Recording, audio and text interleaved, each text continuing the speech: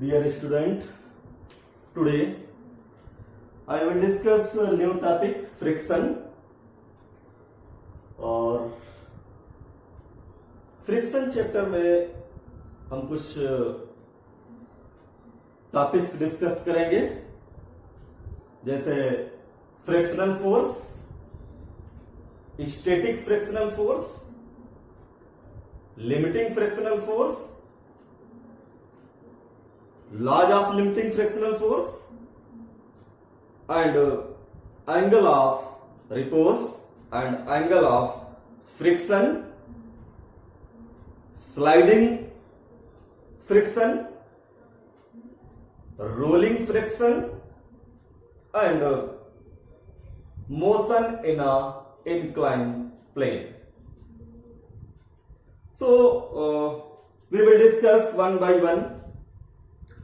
So first we discuss frictional force.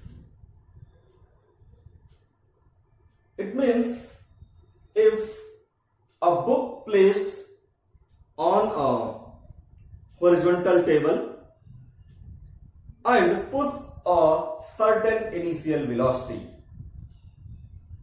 it finally comes to rest. This shows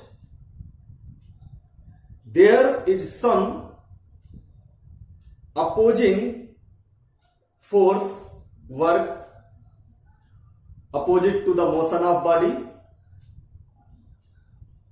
This force is called the frictional force. It means if you take a horizontal table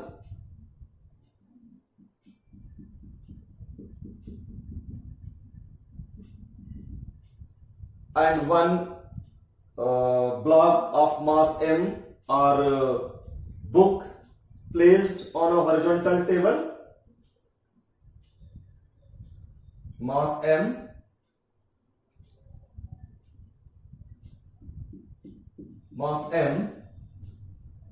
and apply a certain initial velocity, it finally comes to rest. This shows that there is a force opposing to the motion of book or body. So this opposing force is called the frictional force. यानी कहने का मतलब हमारा ये है कि अगर ये कोई बुक आप इस पे रख दीजिए हॉरिजॉन्टल टेबल पे, या आप कोई ब्लॉक रख दीजिए इस पे और इस पे एक सर्टेन इनिशियल वेलोसिटी से इसको पुश करिए या फोर्स से पुल करिए इसको, कुछ टाइम के बाद ये रेस्ट में आ जाएगी। और जब ये रेस्ट में आ गई, इसका मतलब ये शो कर रहा है कि इस जो बॉडी मूव हुई, जब फोर्स आपने लगाया तो इस मोशन का कोई अपोज कर रहा है, कोई ऐसा फोर्स है जो इस मोशन को अपोज कर रहा है, जो बाद को रेस्ट में ला देता है बॉडी को। जो फोर्स इस मोशन को अपोज कर रहा है, रेस्ट में ला देता है, उसी फोर्स को हम क्या कहेंगे? Frictional force. और इसकी डायरेक्शन क्या होगी? Opposite to the motion of body. यानी अगर बॉडी आपने फोर्स अप्लाई किया, यहां से इनिशियल वेलोसिटी अप्लाई किया, इनिशियल फोर्स अप्लाई किया, तो बॉडी इस डायरेक्शन में मूव करेगी, तो इसके अपोजिट डायरेक्शन में फोर्स कोई वर्क करेगा, ये फोर्स वर्क करेगा इसके अपोजिट डायरेक्शन में, जो इसके मोशन को अपोज करेगा। और ये फोर्स लगता कहां पे है? ये बॉडी और इस हॉरिजॉन्टल टेबल के जो कांटेक्ट है, इनके बीच में ये फोर्स लगता है, जिसको हम लोग फ्रिक्शनल फोर्स कहते हैं। And it arises due to interaction between the molecule of book और बॉडी एंड टेबल। यानी इन दोनों के जो मॉलिक्यूल्स है, अगर ये बुक रखी हुई है या कोई ब्लॉक रखा हुआ एम मास का, तो इसका जो मॉलिक्यूल है और इस टेबल के जो मॉलिक्यूल है, इनके इंट्रैक्शन के बीच की वजह से, इनके जो कांटेक्ट सरफेस है बीच में जो फोर्स लग रहा है, उसको हम लोग क्या कहेंगे? Frictional force. ओके, तो मेरे हिसाब से फ्रिक्शन फोर्स आपको समझ में आ गया होगा कि फ्रिक्शन फोर्स क्या है। और इसी प्रॉपर्टी को तो हम लोग फ्रिक्शन कहते हैं। अब मान लेते हैं कि ये कोई बॉडी है आपकी,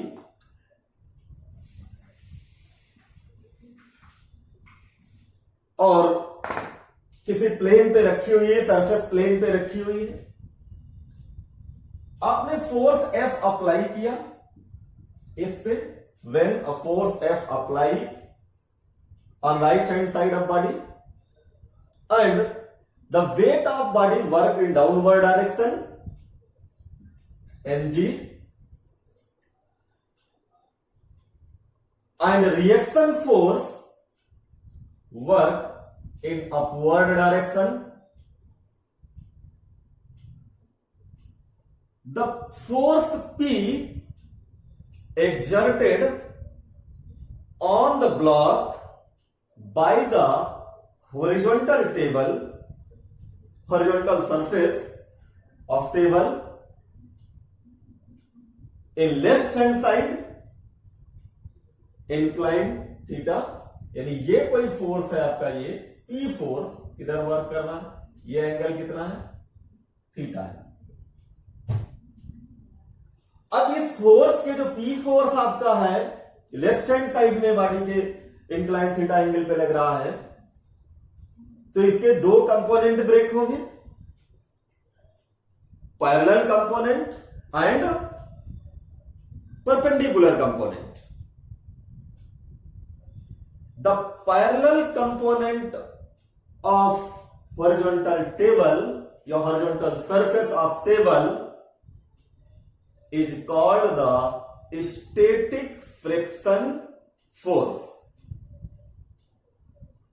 यानी इसका जो हॉरिजॉन्टल होगा कंपोनेंट, ये इसको, यानी ये आपका Fs, इसको हम लोग बोलते हैं स्टैटिक फ्रिक्शन फोर्स।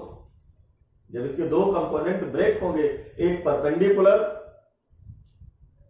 होगा और एक पैरेलल होगा, एंड अपोजिट डायरेक्शन में होगा, और ये अपोजिट डायरेक्शन क्या करेगा? ये जो फ्रिक्शनल स्टैटिक फ्रिक्शन फोर्स है, ये अप्लाइड फोर्स को बैलेंस करेगा।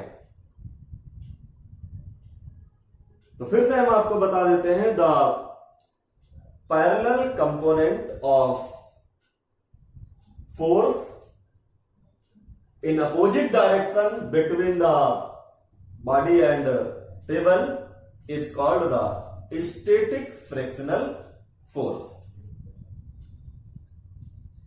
ये आपका Fs जो है, ये बैलेंस करेगा इसको, F को बैलेंस करेगा ये।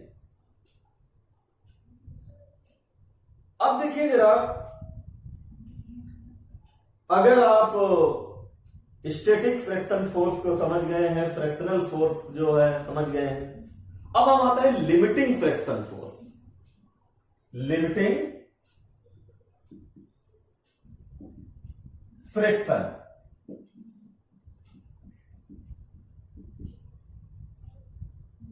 Limiting friction. अब लिमिटिंग फ्रिक्शन क्या होता है जरा देखिए। इस बॉडी पे मान लेते हैं आपने F फोर्स अप्लाई किया, और F कितना है आपका, मान लेते हैं 10 न्यूटन है। ये बॉडी स्लाइड होना स्टार्ट नहीं हुई।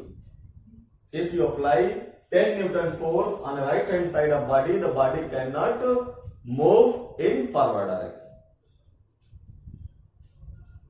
अब आप क्या करेंगे? इस फोर्स को और इंक्रीज कर देंगे, 15 न्यूटन कर देंगे।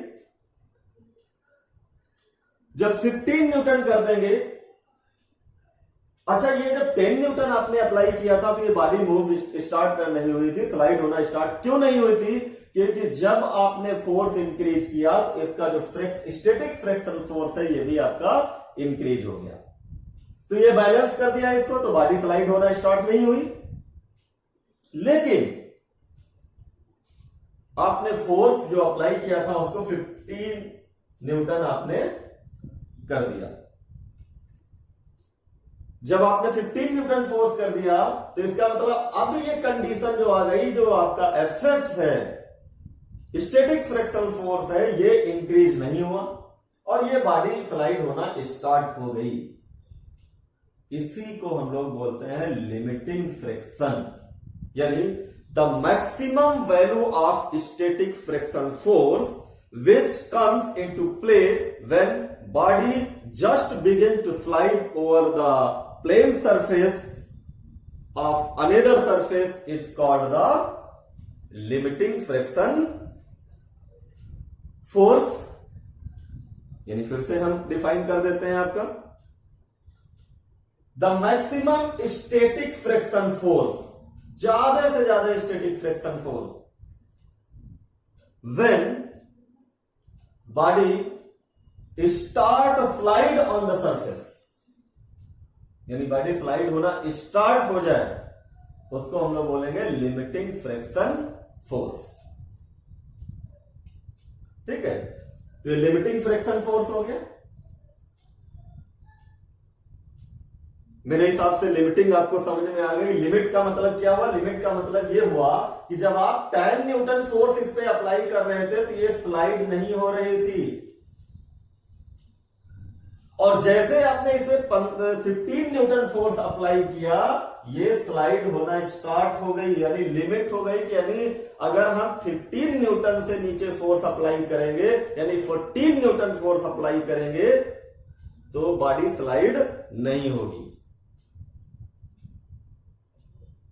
ठीक है, ये लिमिट हो गई। इसीलिए इस लिमिट में जो 15 न्यूटन फोर्स आपने अप्लाई कर दिया और ये बॉडी क्या हो गई, मूव करना स्टार्ट हो गई, उस टाइम इन दोनों के बीच में जो फोर्स वर्क कर रहा था उसी को हम क्या कहेंगे, लिमिटिंग फ्रिक्शनल फोर्स।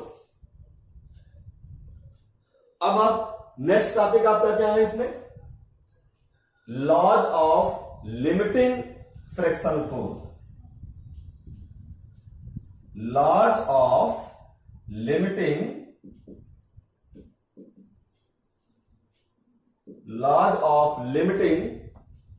फ्रिक्शन। तो नेक्स्ट टॉपिक आपका है laws of limiting friction.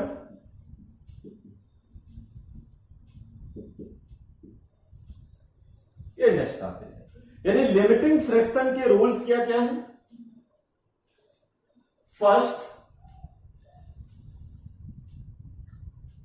The magnitude of the limiting friction force depend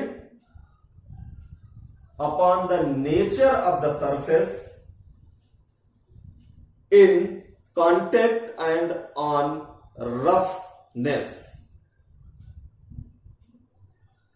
यानी ये जो लिमिटिंग फ्रिक्शन फोर्स है, ये पहला लॉ इसका ये कर रहा है, the limiting friction, the magnitude of limiting friction force depend on the nature of the surface in contact between the books, अगर बुक रखी हुई तो बुक्स एंड टेबल। यानी ये जो आपका था, ये सरफेस जो था, इसका नेचर कैसा है इस सरफेस का, उस पे डिपेंड करेगा limiting friction. It does not depend on the size और शेप ऑफ द सरफेस। यानी laws of limiting friction force का फर्स्ट लॉ ये कहता है, the magnitude of limiting force या limiting frictional force depend upon the nature of the surface in contact between the body and table. It does not depend upon the size and shape of the surface. यानी इसके shape और size पे depend नहीं करता है, इसके nature पे depend करता है। नेचर का मतलब ये हुआ, अगर ये सरफेस आपका जो है वो चिकना है तो उसमें बॉडी थोड़ा सा फोर्स आप अप्लाई करेंगे तो बॉडी स्लाइड होना स्टार्ट हो जाएगी। लेकिन अगर ये खुरदरा है, जैसे जैसे ये कोई सरफेस है, इस पे अगर ब्लॉक आप रखिए तो थोड़ा सा फोर्स आप अप्लाई करेंगे तो ये बॉडी स्लाइड होना स्टार्ट हो जाएगी।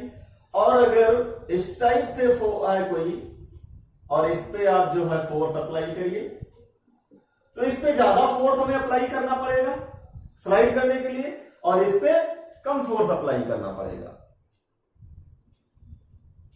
इसका मतलब जो फर्स्ट लॉ है वो जो लिमिटिंग फ्रैक्शन है, इसमें फर्स्ट लॉ में ये बताया गया है कि वो केवल नेचर पे डिपेंड करता है सरफेस के, इसकी शेप और साइज पे डिपेंड नहीं करता है। सेकेंड आपका जो है द स्टैटिक फ्रिक्शन फोर्स जो है आपका वो पैरेलल वर्क करेगा और इसके अपोजिट वर्क करेगा। जिस डायरेक्शन में आप फोर्स अप्लाई कर रहे हैं, जो स्टैटिक फ्रिक्शन फोर्स है वो वर्क कैसे करेगा, opposite to the applied force and parallel to the surface. यानी इसके अपोजिट और पैरेलल वर्क करेगा। ये तो सेकेंड आपका हो गया, second law of limiting friction. और थर्ड जो आपका है, for the given surface the limiting friction force, यानी फॉर द गिवन सरफेस, जैसे ये कोई सरफेस है, for the given surface the limiting friction force यानी FS is directly proportional to the normal reaction. यानी ये जो नॉर्मल रिएक्शन वर्क कर रहा है इसके डायरेक्टली प्रोपोर्शनल होगा स्टैटिक फ्रिक्शन फोर्स या लिमिटिंग फ्रिक्शन फोर्स हम इसको बोलते हैं। ठीक है, यानी F S is directly proportional to R. अब जब ये प्रोपोर्शनल साइन आप हटाएंगे, रिमूव करेंगे प्रोपोर्शनल साइन, तो एफ एस इक्वल टू क्या हो जाएगा, mu S R, where mu s is the coefficient of static friction or limiting friction। यानी जो ये mu s है इसको क्या बोलेंगे, कोफिशियंट ऑफ स्टैटिक फ्रिक्शन और लिमिटिंग फ्रिक्शन। और यहां से अगर आप mu s की वैल्यू फाइंड आउट करें तो म्यू एस इक्वल टू क्या हो जाएगा, F S upon R. Mu S equal to F S upon R. तो कॉफिशियंट ऑफ लिमिटिंग फ्रैक्शन या कॉफिशियंट ऑफ स्टैटिक फ्रैक्शन को आप कैसे डिफाइन कर सकते हैं, the coefficient of limiting friction is equal to the ratio of limiting friction force to the reaction force, यानी R, यानी mu S equal to F S upon R. ठीक, अब हम डिस्कस करते हैं काइनेटिक फ्रिक्शन और स्लाइडिंग फ्रिक्शन। नेक्स्ट जो topic है इस चैप्टर का आपका वो है काइनेटिक फ्रिक्शन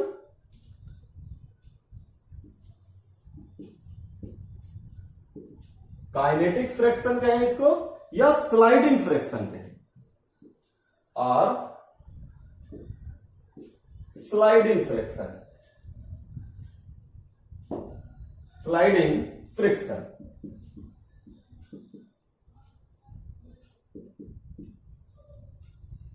काइनेटिक फ्रिक्शन और स्लाइडिंग फ्रिक्शन। तो काइनेटिक फ्रिक्शन और स्लाइडिंग फ्रिक्शन में जरा देखिए,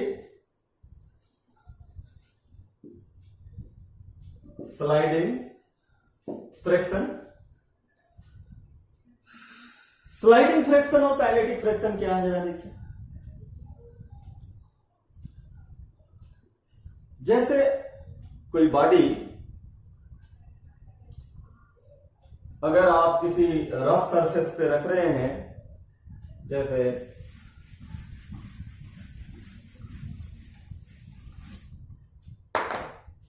ये बॉडी है, इस प्लेन सरफेस पे रखी हुई है m मास की, और इसका वेट डाउनवर्ड वर्क करेगा, रिएक्शन अपवर्ड वर्क करेगा, आपने फोर्स इसको अप्लाई किया। अब जब फोर्स आपने अप्लाई करेंगे तो ये बॉडी स्लाइड होना स्टार्ट हो जाएगी, और जैसे ही बॉडी स्लाइड होना स्टार्ट होगी तो जो फोर्स वर्क करेगा between the body and surface, this force is called the kinetic और sliding friction force, and denoted by Fk, Fk, and Fk is also directly proportional to the reaction force, यानी Fk is directly proportional to R, it means Fk is equal to mu k R, where mu k is called the coefficient of kinetic friction. Mu k is called the coefficient of kinetic friction. ठीक है, तो ये आपका हो गया kinetic friction. इसका next topic आपका क्या है? Angle of friction. Next topic इस चैप्टर का angle of friction.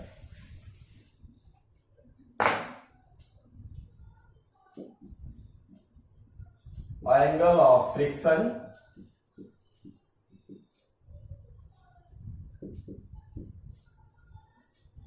Angle of friction angle of friction को कैसे डिफाइन करेंगे जरा देखिए। जब कोई बॉडी आप ले रहे थे, यहां पे फिगर से हम इसको बता देते हैं आपको। जैसे आपने क्या किया, यहां पे एक बॉडी रखी, फोर्स F अप्लाई कर रहे हैं, इसका वेट डाउनवर्ड वर्क कर रहा है, रिएक्शन फोर्स अपवर्ड वर्क कर रहा है, एक P फोर्स इसके लेफ्ट हैंड साइड में वर्क कर रहा है। P फोर्स वर्क कर रहा है लेफ्ट हैंड साइड में, राइट हैंड साइड में F फोर्स वर्क कर रहा है, वेट डाउनवर्ड mg वर्क कर रहा है, रिएक्शन फोर्स अपवर्ड, ये angle theta. Angle of friction को डिफाइन करना चाह रहे हैं। In the case of limiting friction, the angle which makes P between the reaction force is called angle of friction.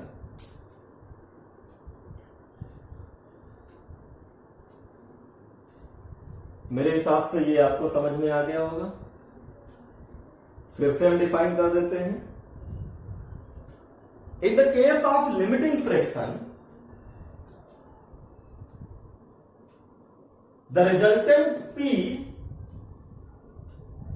makes angle with the normal reaction or is called angle of friction।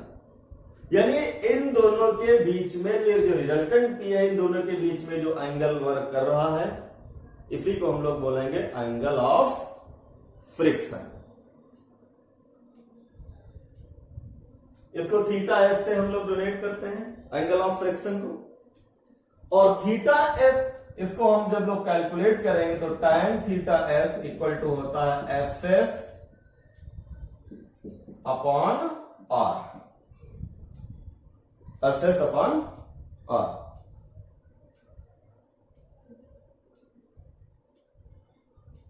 ये ध्यान दीजिएगा, काफी relation अच्छा है ये। और F S upon are, अभी आपने कैलकुलेट किया था, एफ एस अपॉन आर क्या होता है, म्यू एस। तो tan theta S equal to क्या हो जाएगा, tan theta S equal to mu S, tan theta S equal to mu S. तो मेरे हिसाब से इतना जितने भी टॉपिक्स आपको आज हमने समझाया है फ्रैक्शन चैप्टर में, ये समझ में आ गए होंगे। यानी पहले हमने आपको फ्रैक्शन फोर्स के बारे में बताया, what is the friction force, how to define the friction force, and then we discuss limiting friction force, static friction force, laws of limiting friction force. 3 law हमने बताया लिमिटिंग फ्रैक्शन फोर्स के। उसके बाद हमने काइनेटिक फ्रैक्शन के बारे में बताया, स्लाइडिंग फ्रैक्शन के बारे में बताया हमने, और उसके बाद हमने आपको एंगल ऑफ फ्रिक्शन के बारे में बताया।